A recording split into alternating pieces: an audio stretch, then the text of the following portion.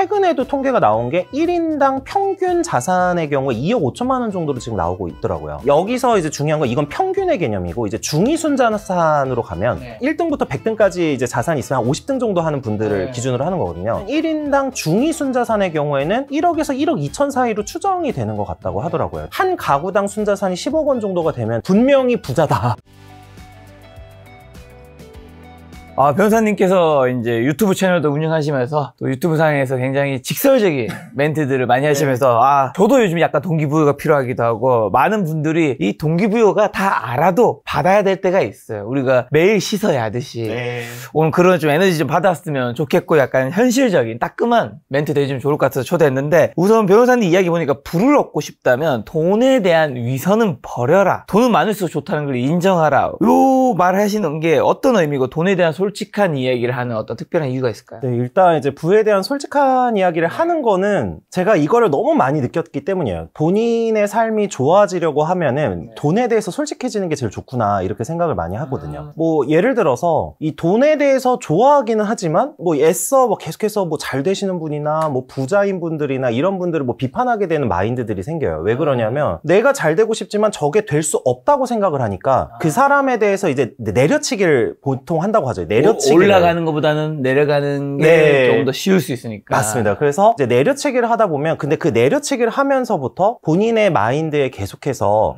나는 오히려 할 수 없구나, 계속해서 이런 이제 고정관념이 더 생기게 되는 거죠. 그래서 이런 부분들을 일단은 솔직하게 인정을 하는 것부터 시작을 해야 훨씬 더 이제 돈을 벌 가능성도 높고 부를 얻을 가능성도 높다, 이렇게 생각을 하기 때문에 제가 그래서 이제 자주 좀 현실적이지만 조금 직설적인 얘기를 드리기는 합니다. 한마디로 이 돈에 대해서 어떻게 보면 내 자존감이 한번 박살나 봐야 되는 거네요. 자존감이 박살나고 이제 본인이 내가 돈이 없다라는 걸 정말 뼛속 깊이, 정말 밑바닥부터 인정을 해야, 그래야 이제 진짜 돈 벌 수가 있겠구나, 이런 생각을 사실 하고. 그건 굉장히 고통스러운 일이죠. 굉장히 고통스러운 일이고, 저도 이제 제 경험을 좀 말씀드리면 저도 아주 넉넉하진 않았었기 때문에 그때는 애써 저도 그렇게 있었던 것 같아요. 제 20대 초반에 생각을 해보면은 그때는 한창 이제 소위 말해서 제가 대학에 들어 대학 뽕이 또 차있던 시기예요. 고려대학교, K대.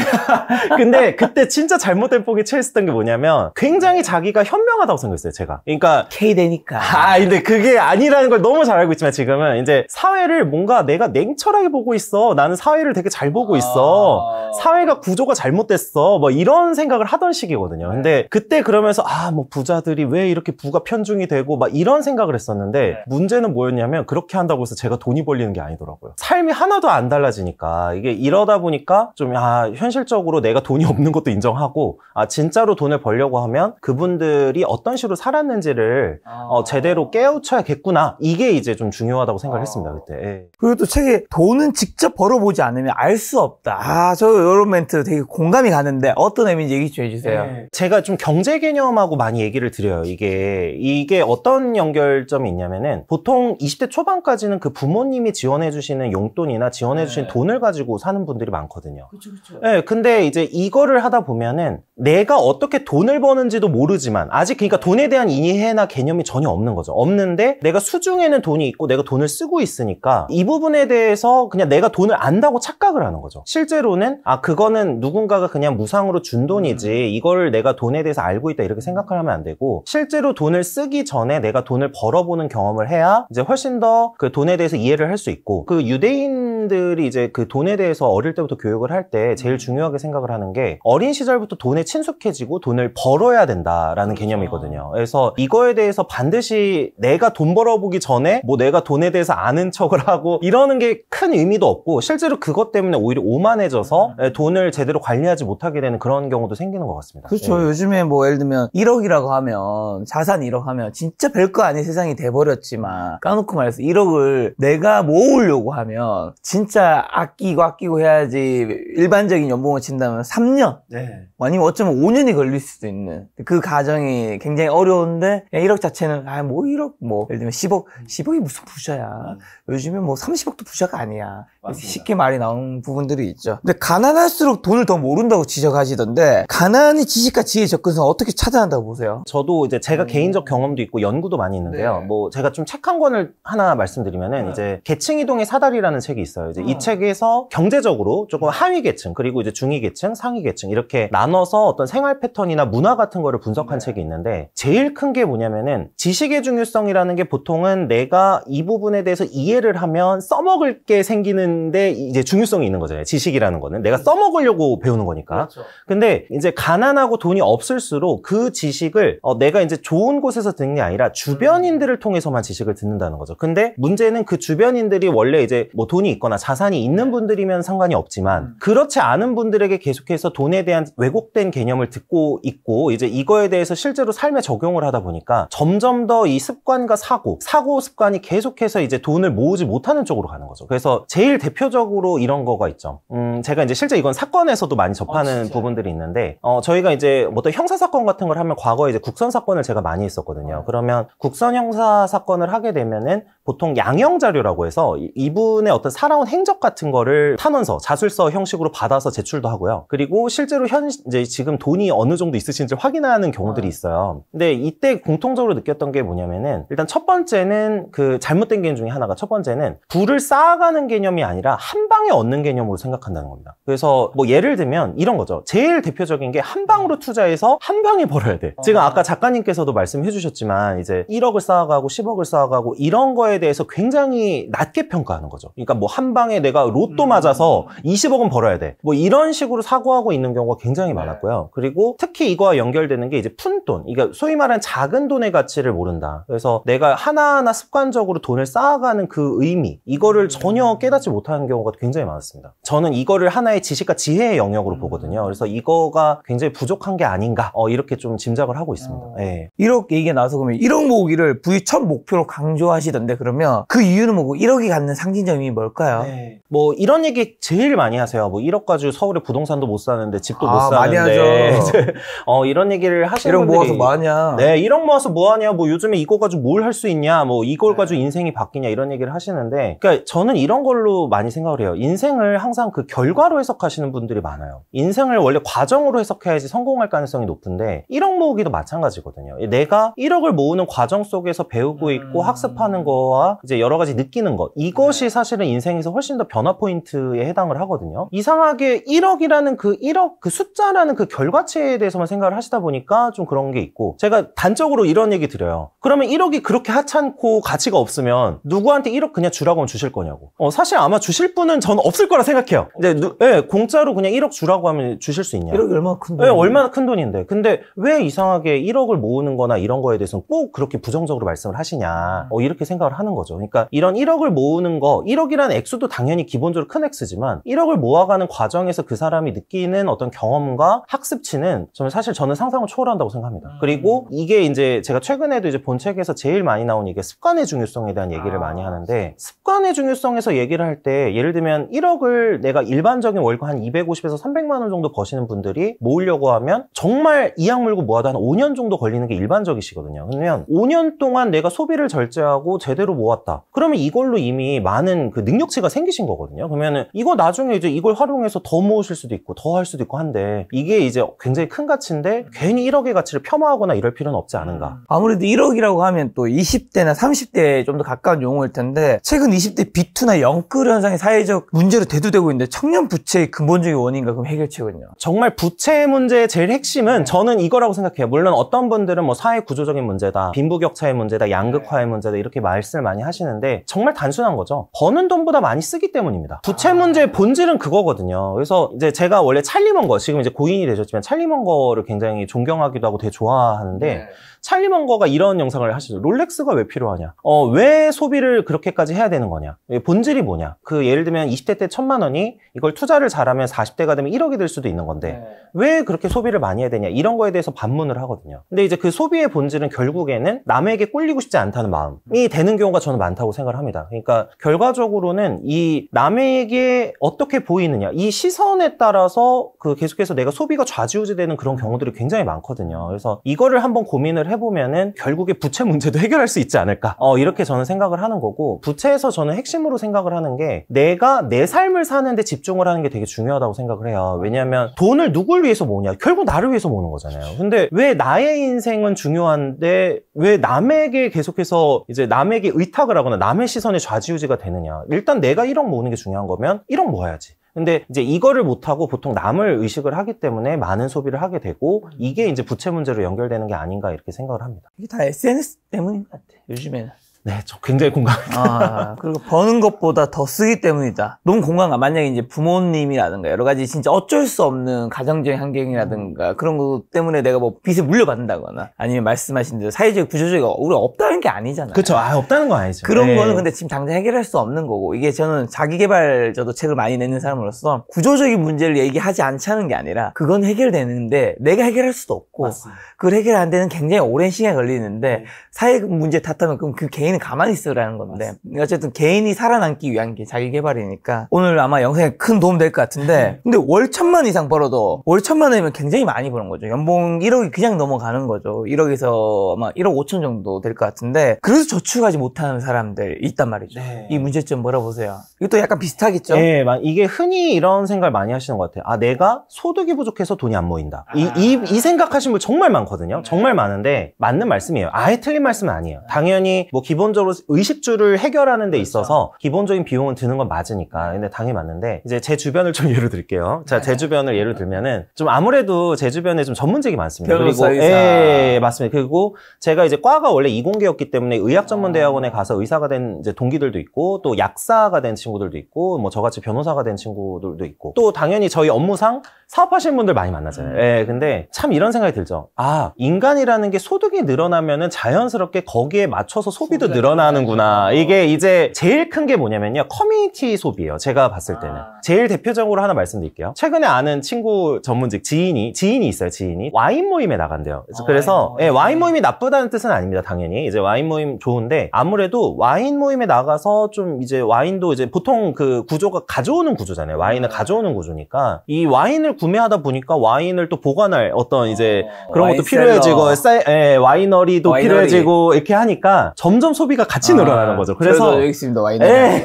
그래서 이제 이것 때문에, 그런데 이제 결과적으로는 돈을 더 벌면 또 해결이 되는 문제긴 하지만, 또 이거에 따라서 계속해서 만나는 사람들이 달라지고, 이거에 따라서 또 이제 옆에서 아니 이분 와인 드시는데 또 그러면 나도 와인 또 사서 가져가야 되고, 그러니까 이런 식으로 하면서 소비가 좀 늘어나는 경우들이 많은 것 그러다 보면 같습니다. 또 비싼 와인 먹고 싶고, 그러다 보면 이제 돈벼리형부터 뭐 이상한 거까지 해가지고 뭐 나나 먹게 노마디 꽁띠였나 뭐. 맞습니다. 그래서 이제 보통은 이런 거가 많이 제가 얘기를 드리는 게, 20대 30대 분들이 그런 분들과 만나지 말라는 뜻이 아니라, 만난다고 하더라도 내가 객관적으로 지금 현재 소득과 내가 향후에 벌고 있는 이런 부분들을 잘 고려해서 판단하셔야 된다. 그리고 소비에 대해서도 저는 이렇게 생각해요.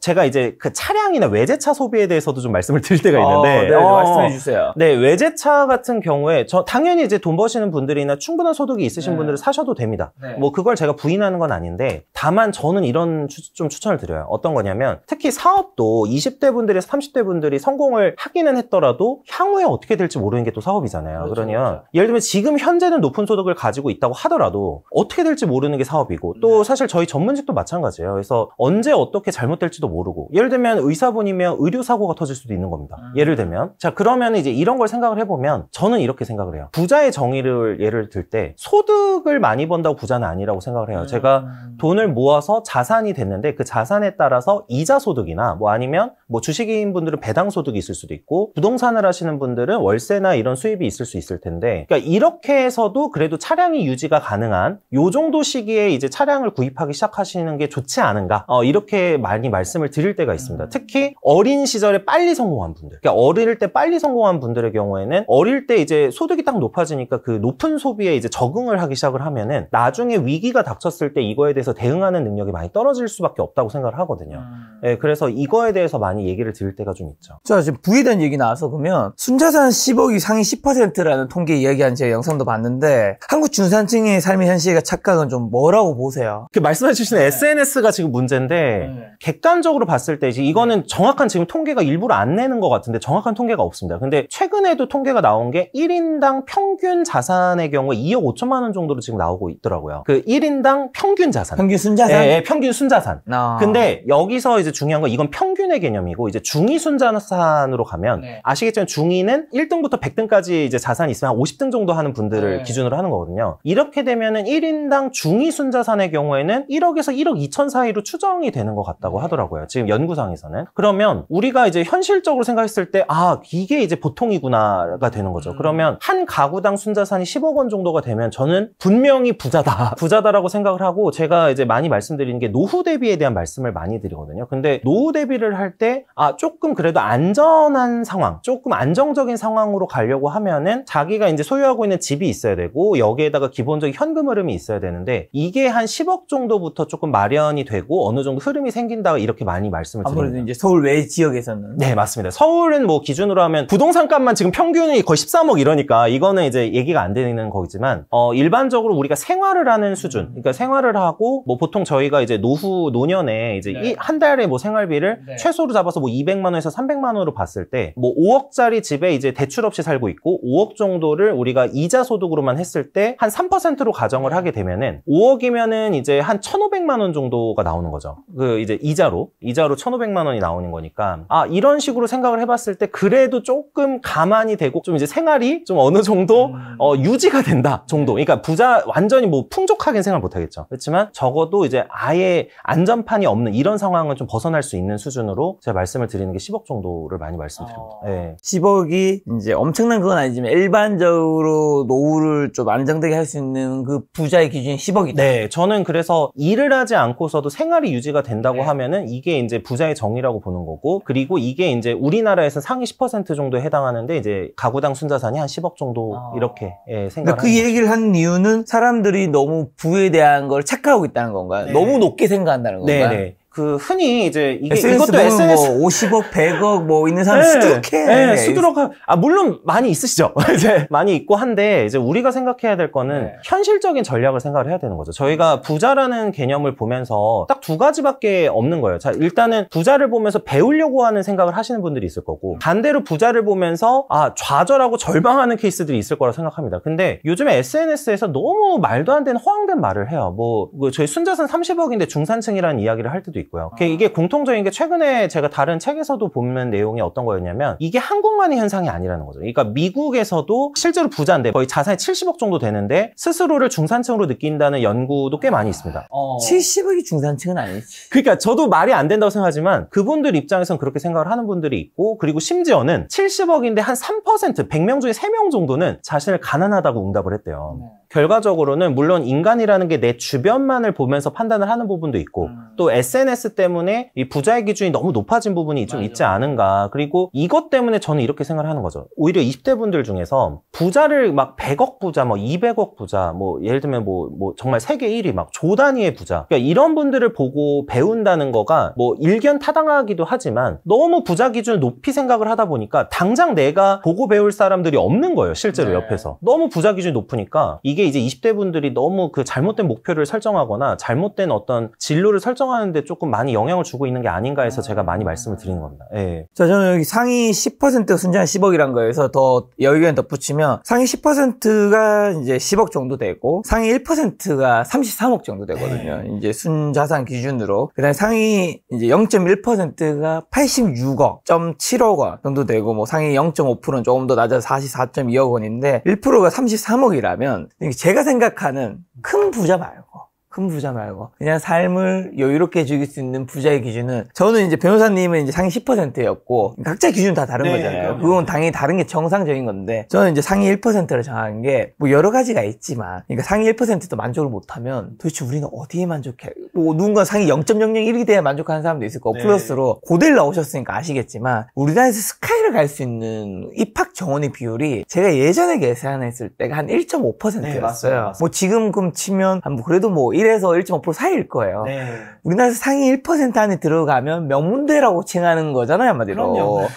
그러면 자산에서도 저는 상위 1% 정도 안에 들면 큰 부자는 아니지만 내가 경제적 자유 정도로 얘기할 수 있는 부자, 이 초입 정도는 되지 않을까. 근데 그 정도인데 요즘에는 50억, 뭐 김작가 TV에 이제 부자분들도 출연하시니까 워낙에 많이 나오시니까. 50억 있는 분들도 야 저게 무슨 부자냐 댓글 달리는 거 보면 저분은 그럼 얼마가 있을까. 아, 그러니까요. 저희 채널에도 많이 달리는데 저도 이 비유를 자주 듭니다. 이제 제가 상위 10%를 예전의 기준, 그러니까 지금은 좀 수험생 수가 제가 줄어들어서 비율이 바뀐 걸로 알고 있는데 예전에 저희 한 65만에서 70만 정도 수능을 볼 때 시절이 인서울이 상위 10%였어요. 그래서 그 말씀도 드리고 싶어요. 지금 막 또 작가님께서 너무 좋은 말씀 해주셔서 제가 조금 첨언을 하자면은 우리가 서울을 기준으로 생각을 하는 버릇이 있거든요. 그러니까 아까 제가 10억을 말씀드릴 때 야, 아니 지금 10억이면 서울에 집 한 채 값도 안 되는데 이게 말이 되냐 이렇게 생각하시는 분들이 있는데 서울에 지금 있는 아파트 가구 수를 비교를 하면 세대 수를 비교를 하면 이미 사실은 서울에 진입했다는 것 자체가 지금은 제가 생각했을 때는 상위일 가능성이 높습니다. 제가 보기엔. 근데 이거를 지금 항상 문제가 많이 지적이 되는 게 뭐냐면 집값이 비싸다라고 할 때 물론 집값 비싸다는 걸 부인하는 건 아니에요. 저 당연히 부인하는 건 아닌데 집값의 기준치가 다 서울에 있는 아파트인 경우가 많아요. 네, PIR 같은 수치 같은 거 비교할 때 이제 서울에 있는 집값을 기준으로 비교하는 경우가 너무 많거든요. 그러니까 우리가 너무 그쪽을 보면서 사실 생각을 하면은 인생을 준비하는 데 있어서 내가 설정해놓은 기준치가 너무 높으면 지쳐버립니다, 사람이. 예, 지치거나 좌절밖에 없거든요. 그러니까 이런 부분이 좀 지금 현재 20대 분들이 30대 분들 그리고 현대 시대를 좀 살아가는 사람들이 좀 주의해야 되는 게 아닌가 이렇게 생각을 하고 있습니다. 자, 그럼 남들만큼 살고 싶은데 평균도 못 산다고 생각하는 사람들이 어쨌든 뭐 한국 사람의 특성인지 SNS 때문인지 너무 많은데 한국의 중산층인 분들에게 하고 싶은 말이 있다면요? 일단은 내가 지금 밥 벌어 먹고 있고 제가 이런 표현 진짜 많이 써요. 저는 그 어떤 이제 이론이나 정치 이념보다 먹고 사니즘이 중요하다. 중요하죠. 네, 이 생각을 정말 많이 하고 실제로 많이 말씀드리는데 충분히 제대로 먹고 살고 있고 자산이 계속해서 쌓여나가고 있고 또 그리고 주변 사람들과 좋은 관계를 맺고 있다라고 하면은 이미 중산층이고 훨씬 더 의미 있는 삶을 살고 있는 것이다 이렇게 말씀드리고요. 그리고 특히 이제 돈에 대한 얘기도 많이 이제 중산층 기준 보통 이제 자산이나 또 소득 기준으로 많이 말씀을 드리긴 하지만 그 중산층의 기준을 말씀을 드릴 때 제일 많이 말씀드리고 싶은 게 관계예요, 관계. 돈만으로는 사실은 무조건 행복을 보장할 수는 없거든요. 물론 대체적으로 소득이 늘어나고 자산이 늘어나면 행복도에 기여하는 건 맞지만 행복 확률이 높죠. 확률이 높은 거는 분명한 사실이지만 이것만으로 사실은 인간이 뭐 사는 건 아니잖아요. 그러니까 결국에는 내가 주변에 있는 친구들과 그리고 제가 보통 지음이라고 표현하는 정말 의미 있는 친구들, 의미 있는 대화를 나눌 수 있는 사람들. 그게 뭐 배우자면 제일 좋겠죠. 베스트겠죠. 그러니까 그런 사람들과 대화를 나누고 이제 항상 어떤 뭐 술 한 잔을 기울일 수도 있고 이런 어떤 삶을 같이 생각을 하면은 그게 진짜 중산층이 아닐까. 이렇게 생각을 하고 있습니다. 좋은 말씀이시네요. 네. 자, 그러면 스스로를 가난하게 만드는 고정관념에서 벗어나라는 또 멘트도 하셨던데 어떤 고정관념이 있다고 보세요? 네. 요거는 제가 정치 얘기를 안 하고 싶은데 약간 할게요. 이게 복지 정책에 대한 얘기를 조금 드리고 싶어요. 그러니까 조금. 근데 왜 그러냐면 실제로 이건 많은 연구가 있는데 복지 지원금이나 보조금을 많이 받는 게 실제로 내 인생에 도움이 되느냐? 꼭 그렇지 않을 수 있다는 뜻이에요. 또 괜히 정치적으로 너무 해석이 될 수도 있는데 네. 왜 그런지 말씀드릴게요. 우리가 그 지원금이라고 최근에 그 MBER에서 기본소득 실험을 했습니다. 이게 이제 아시겠지만 오픈 AI 어떤 이런 그 관련해서 여러 가지 기본소득 연구를 하고 있습니다. 지금 인공지능 때문에 지금 일자리가 많이 사라질 위험도 있고 해서 기본소득 연구를 많이 하고 있는데 실제로 그 기본소득을 뭐 한 달에 100만 원씩 이렇게 지급을 하는 연구들이 있었습니다. 근데 거기서 대체적으로 나온 거는 실제로 자산 형성에는 도움이 되지 않았다였습니다. 이게 왜 그러냐면은 소득을 내가 그 기본적으로 지급을 받으면 이거에 따라서 약간의 그 어떤 생필품이든 어떤 소비 같은 게 늘어나게 되고 실제로 근로의욕을 떨어뜨린다는 연구도 나오고 있습니다. 물론 반대 연구도 있는 건 알고 있어요. 저도 알고 있는데 그 어떤 복지나 이런 부분에 너무 의존을 하는 식으로 생각을 하시게 되면은 자율적인 어떤 일하고자 하는 의지나 이런 어떤 돈을 벌고 자산을 축적하고 싶은 의지가 많이 떨어질 수도 있다. 생존에 대한 욕망과 의지가. 네, 맞습니다. 그래서 저는 이렇게 생각을 하는 거죠. 내가 돈이 필요하고 실제로 돈을 모아야겠다는 생각이 들려면 그거에 대해 되게 절실하게 어떤 느낌이 와야 되는데 맞아요. 예를 들면 내가 당장 살 집이 없어야지 집을 정말 구하고 싶은 욕망이 생기는 거죠. 이런 게 처음에는 굉장히 조금 시작점에 있어서 불편함을 주고 이럴 수는 있지만 인간을 장기적으로 봤을 때는 이런 경험들이 나중에 돈을 쌓는 데 많이 도움이 된다. 그래서 이런 부분에 대해서도 제가 조심스럽긴 하지만은 이런 연구도 있다라는 부분도 물론 반대 연구도 있어요. 예, 그것도 알지만 이제 양측의 연구를 한번 다 보시면서 이게 내 삶을 어떤 더 좋게 만드는 게 누군가가 나에게 도와주는 것이 무조건 좋은 것이냐 이런 부분에 대해서 생각을 한번 해보셨으면 좀 어떨까 이런 생각을 좀 들긴 합니다. 굉장히 조심스러워 하시지만 그래도 어느 정도 현실에서는 좀 그런 경우가 좀 있기도 하니까. 네, 많이 있어서 예. 네.